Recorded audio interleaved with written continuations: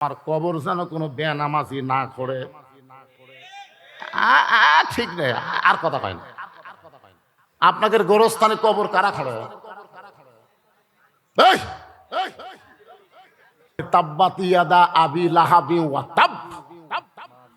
যদি আল্লাহ ধ্বংস চায়, ফিলিস্তিনের মুসলমান বাইতুল মুকাদ্দাসে জুতা পায়ে, ইসরায়েলের ইহুদিরা বাইতুল মুকাদ্দাসে জুতা পায়ে ঘুরতেছে। জোরে কোন কথা ঠিক কিনা? আর মসজিদ কার জন্য? মসজিদ হচ্ছে মুসলমান, হিন্দুদের মন্দির, খ্রিস্টানদের গির্জা, ইহুদিদের প্যাগোডা। তাহলে যেখানে আল্লাহ বলেছেন সুবহানাল্লাযী আসরা বিআবদিহি লাইলাম মিনাল মাসজিদিল হারাম ইলাল মাসজিদিল আকসা, সেই মসজিদে ইহুদিদের দখল দেওয়া যাবে।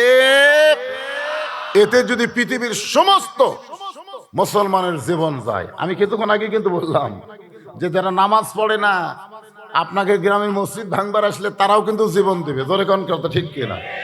মসজিদ হলো মুসলমানের কলিজা। তখন এই ফিলিস্তিনের কথা কিন্তু বলেছি, বলিনি? ফিলিস্তিনের মুসলমান যদি মসজিদের জন্য জীবন দেয় তা আপনার দিবেন না কেন? কিন্তু সেই বাবরি মসজিদ ভাঙ্গা রাম মন্দির বানানোর কারণে আমাকে একটু কষ্ট, এ কথাও কিন্তু আমি বলছি, ঠিক কিনা বলে? তো যাই হোক, ইয়ং মানুষ জনগণের খেদমতের দায়িত্ব নিয়েছে।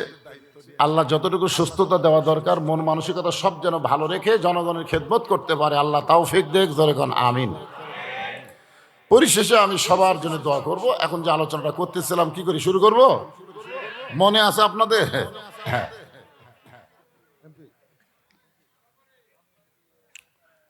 আমরা সবাই কবরে যাব, কিন্তু কি নিয়ে যাব সেই বিষয়কে সামনে নিয়ে আয়াতটা হলো ইন্না লিল্লাহি ওয়া ইন্না ইলাইহি রাজিউন। আল্লাহ রাসূল বলেন, সাহাবীরা রে, আমার খাদিজা আমার হাতটা ধরে কান্দের, বলে নবী গো, আপনি যা বললেন আমি বিশ্বাস করি। আল্লাহ আমার কবরকে জান্নাত বানায় দিবে, এটাও আমি বিশ্বাস করি। তারপরেও যদি আপনার কাছে কিছু চাই, তারপরেও যদি আপনার কাছে কিছু চাই। সঙ্গে সঙ্গে নবী 3 বার নাউজুবিল্লাহ বললেন। ধরে বলেন কয়বার? নাউজুবিল্লাহ, নাউজুবিল্লাহ, নাউজুবিল্লাহ। খাদিজা বলে, হুজুর আমি আপনার কাছে চাই। এই কথা শোনার পরে নাউজুবিল্লাহ বলার কারণ কি? আল্লাহর নবী বললেন, খাদিজা, যারা প্রকৃত ঈমানদার হবে তারা কেবলমাত্র আল্লাহ ছাড়া অন্য কারো কাছে চাইতে পারবে না। চাইতে হবে একমাত্র কার কাছে? আরো জোরে বলেন। এমনকি নবীর কাছেও চাওয়া যাবে, নবীর কাছেও চাওয়া যাবে না। আমি 11 সালে যখন হজ করতে গেলাম, আমাকে গোরস্থানে যখন আমরা কবর জিয়ারত করি তখন মোনাজাত করি না? এই জোরে কেন আপনারা করেন না? দোয়া দরুদ পড়ে মোনাজাত করেন কি করেন না? আমি আল্লাহ রাসূলের রওজার পাশে মনে করছি পৃথিবীর সবচাইতে দামি। আমি একটু হাত তুলছি, অভ্যাস যে এগুলো ফেস্টা লোকের কবরে যদি হাত তুলি আর রাসূলের রওজার পাশে হাত তুললে কি হবে, এই মনে করে কেবল হাত তুলছি। ভাই, মদিনার পুলিশ এসে আমার হাতের উপর লাঠি দিয়ে বলতেছে, মামনু কুল্লু হারাম, মামনু। মানে আমার হাত ধাবে দিল। আমি মনে মনে কইলাম, রে তুই তো আমাকে চিনিস না, আমি হলাম একটা বক্তা আলেম, আর তুই একটা পুলিশ হয়ে আমার হাত ধাবে দিল। কিন্তু আমার ইমান বললো, মাওলানা, তুমি বাংলাদেশের মাওলানার চাইতে মদিনার পুলিশের ইমানের দাম বেশি। হাত যদি তুলবার চাও কাবার মালিকের কাছে চাও, অন্য কারো কাছে হাত তোলা যাবে। এই জন্য জান্নাতুল বাকি সবচাইতে মদিনার বড় গোরস্থান। ওই গোরস্থানে কিন্তু কেউ হাত তুলে দোয়া করতে পারবে না। আপনি দোয়া পড়েন, সালাম দেন। কবরের সবচাইতে বড় দোয়া হলো আসসালামু আলাইকুম ইয়া আহলাল কবর। 3 বার সূরা ইখলাস পড়েন, দরুদ শরীফ পড়েন, আপনি দোয়া করে দেন, কিন্তু হাত তোলাটা ওরা পছন্দ করেন।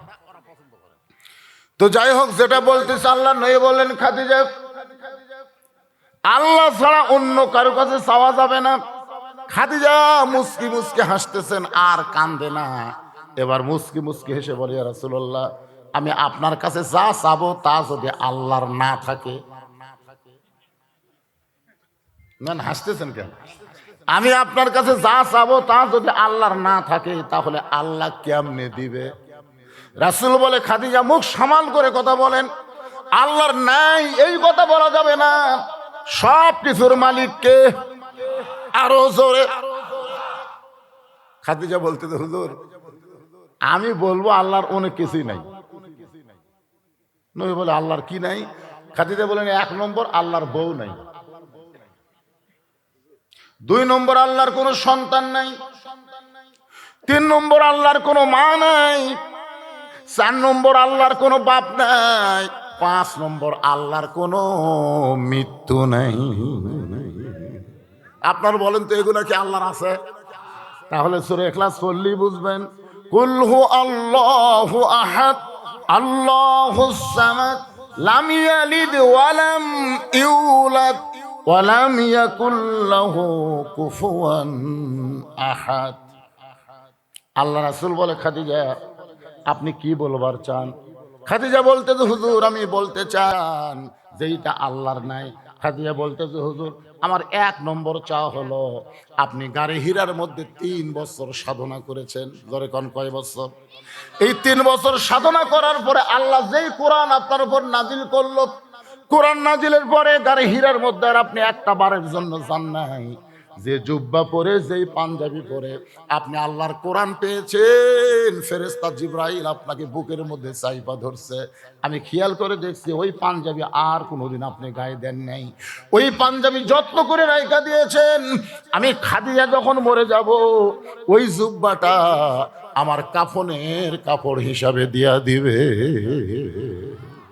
আমার 2 নম্বর চাওয়া হলো আপনার পবিত্র হাত দিয়ে আমার লাশখানা কবরের মধ্যে নামায় দিবেন।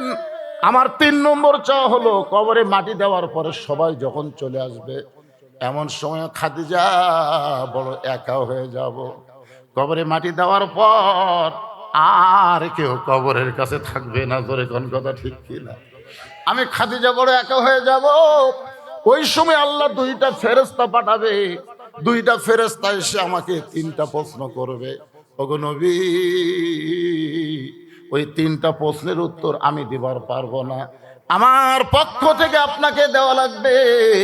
সঙ্গে সঙ্গে আল্লাহর নবী খাদিজার কপালে চুমা খেয়ে বললেন, খাদিজা ওই আল্লাহর শপথ করে বলতেছি আমার আগে যদি আপনার মৃত্যু হয় তাহলে আপনার 3টা চাওয়াই আমি পুরা করব ইনশাআল্লাহ।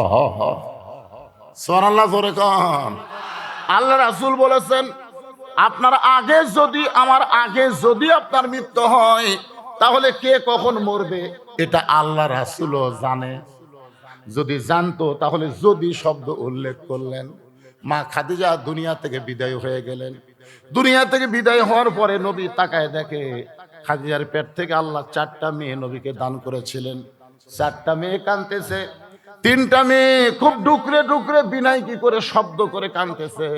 যে 3টা মেয়ে জোরে জোরে কাঁদতেছে তাদের নাম হলো জয়নাব, একজনের নাম হলো রুকিয়া, আর একজনের নাম হলো কুলসুমা। 3টা মেয়ে বলতেছে আমার মা মইরা গেছে রে, কোথায় গেলে মাকে পাবো বলে দেও না আল্লাহ রে।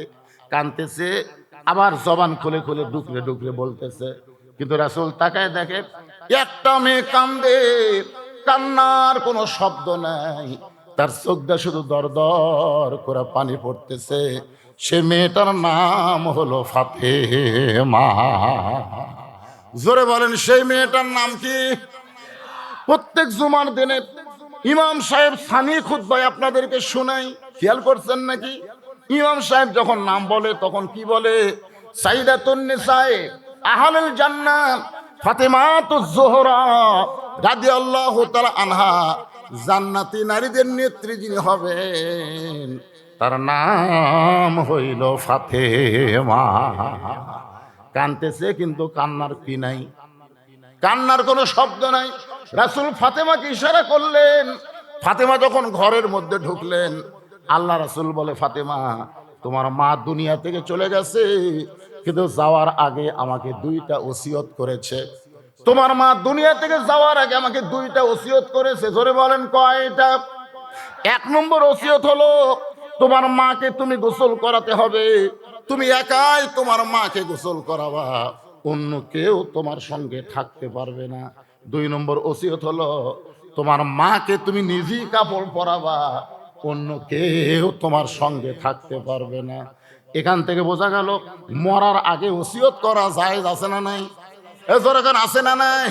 রাসূল বলতেছে তোমার মা ওসিয়ত করেছে, আর ওসিয়ত পুরা করা হলো ওয়াজিব। তাহলে মরার আগে আপনার ওসিয়ত করতে পারেন, আমার কবর যেন কোনো বেনামাজি না করে।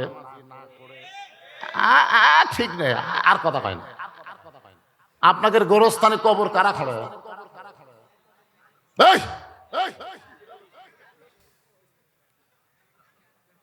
আপনারা সত্যি করে বলেন তো, দুনিয়াতে একটা ভালো বাড়ি বানাবার গেলে যেমন তেমন মিস্ত্রি দিয়ে বানান না ভালো মিস্ত্রি খোঁজেন? ভালো মিস্ত্রি খোঁজেন কেন? যে আমি লাখ লাখ টাকা খরচ করে একটা বাড়ি বানাবো, আর সেই বাড়ি যেমন তেমন মিস্ত্রি বানাবে চলবে না। যেই বাড়িতে আপনি থাকার গ্যারান্টি নেই, সেই বাড়ি বানানোর জন্য যদি ভালো মিস্ত্রি খোঁজেন, যেই কবরে 50,000 বছর আপনার থাকা লাগবে, সেই কবর বানানোর জন্য খোঁড়ার জন্য ভালো মিস্ত্রির দরকার আছে না নাই? আমার এলাকার কেউ মলে ওরাই 5 জন, গোটা গোরস্থানের দায়িত্ব ওরা 5 জন দিয়েছে। কেউ মলি, একজন জায়গায় ভাই কবর খোলবার যাচ্ছি, 5 প্যাকেট সিগারেট দে। তখন কি করবি? 5 প্যাকেট সিগারেট দিছে, ওরা 5 জন টানতে টানতে গোরস্থান গেছে। যাই কোদাল মারতেছে ওই সিগারেট টানে, যাই মাটি খুঁড়তেছে ওই সিগারেট টানে, যাই মাটি তুলতেছে ওই সিগারেট খায়, যাই সমান করতেছে উইও খায়। এখন 5টা সিগারেটের দুর্গন্ধে একটা ফেরেশতা গোরস্থানে নাই। ফেরেশতারা সব রাস্তাতে খারাপ আছে। আল্লাহ কয় কে ফেরেশতা গোরস্থান বাদ দেওয়ার রাস্তাত কেন? আপনি জানেন না আল্লাহ আমরা দুর্গন্ধ সহ্য করে পারি না। ওরা যে হারে বিড়ি খায় আর কবর খোঁড়ে, ওই জায়গা থাকা যায়? আপনি বিড়ি ঘুরতে ঘুরতে বিড়ির ধুয়ে আছে কাঁচা মাটির মধ্যে লাগে, মাটিও দুর্গন্ধ হয়ে গেছে, বুঝলেন? পরে যখন কবরে দাফন করার পরে মুনকির নাকির এসে কবরে ঢুকাই মুনকির নাকির নাক ধরছে, নাক ধরা চুল ধরে তোকে কে রে ভাই, তোরা কে? কয় মুনকির নাকি। তো প্রশ্ন বাদ দিয়ে চুল ধরেছে, প্রশ্ন পরে আগে তোর কবর কোর বিড়ি খোর খুঁজছে সেটা কর।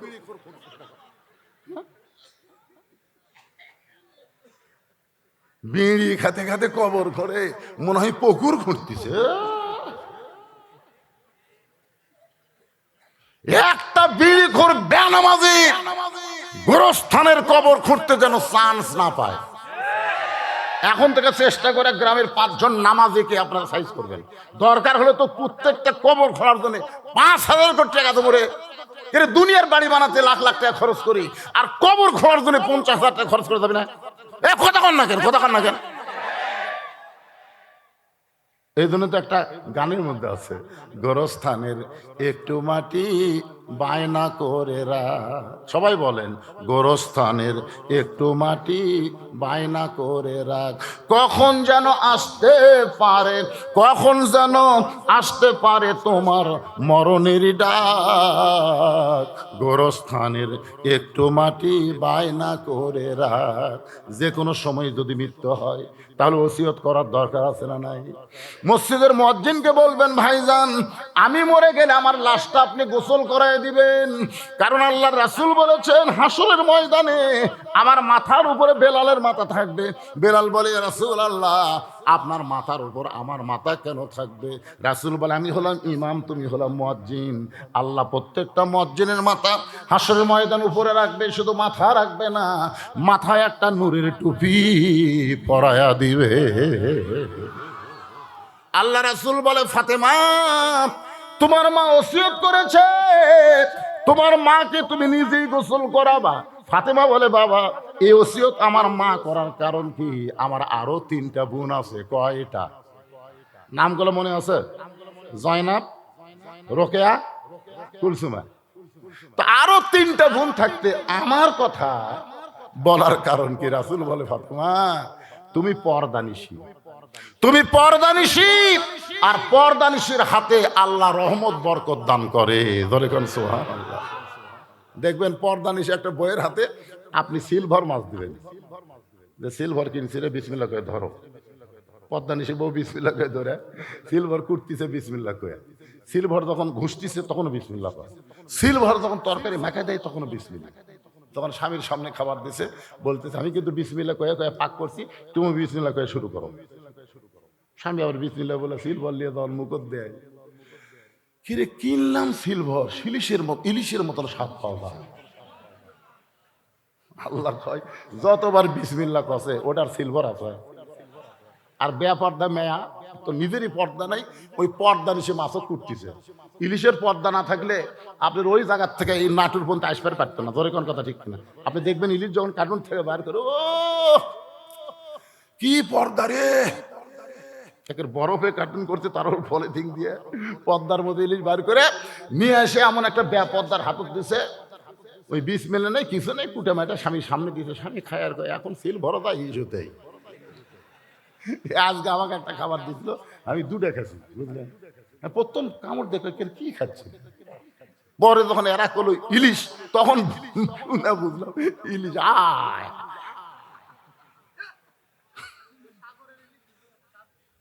কিছুই নাই।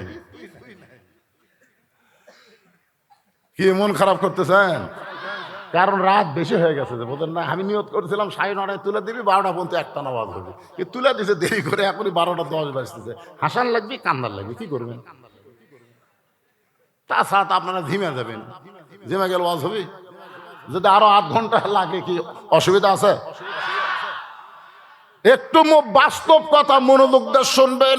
মা ফাতেমা পর্দানিশী, যার কারণে খাদিজা বলেছে ওই পর্দানিশী মেয়েটা আমাকে গোসল করে দিবে। মা ফাতেমা